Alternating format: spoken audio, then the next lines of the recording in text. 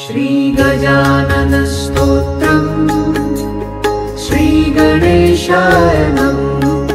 श्रीगजानन स्तोत्रम् श्रीगणेशाय नमः।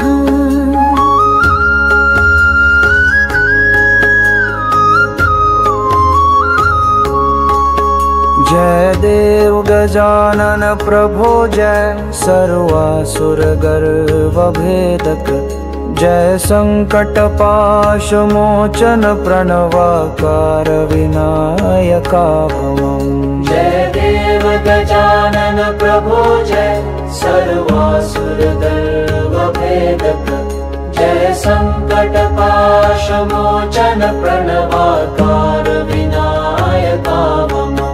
तव देव जयन्ती मूर्तय कलिता गण्य सुपुण्य कीर्तयक मनसा भजतां हतार्तय कृत शीघ्राधिक काम पूर्तयत।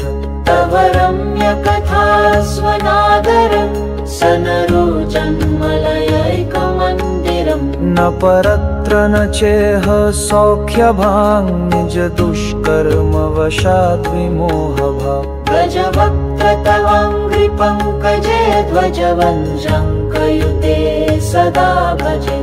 तव मूर्तिमहं परिष्वजे त्वयि हृन्नेस्तु सुमूषकध्वजे।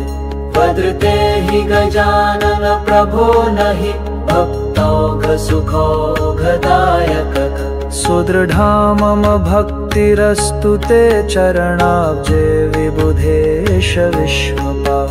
फलपूरगदेक्षुकार्मुकैर्युतरुक्चक्रधराब्जपाशधृत् अववारिजशालिमञ्जरीरदधृद्रत्नघटाढ्यशून्यमाम्। करयुग्मसुहेव शङ्खलद्विजराजाड्यक्तुन्दिलोदर।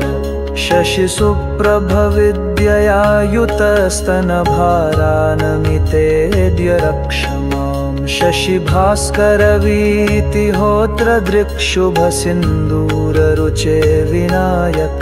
द्विपवक्त्रमहाहिभूषण त्रिदिवेशासुरवन्द्य पाहि माम्। श्रीनिपाशवरद्विजयुत विजराजार्धकमूषकध्वज। शुभलोहित चन्दनोक्षित श्रुतिवेद्याभयदायका स्मरणात्तव शम्भुविद्यजेन्द्रिनशक्रादिसुराकृतार्तताम्।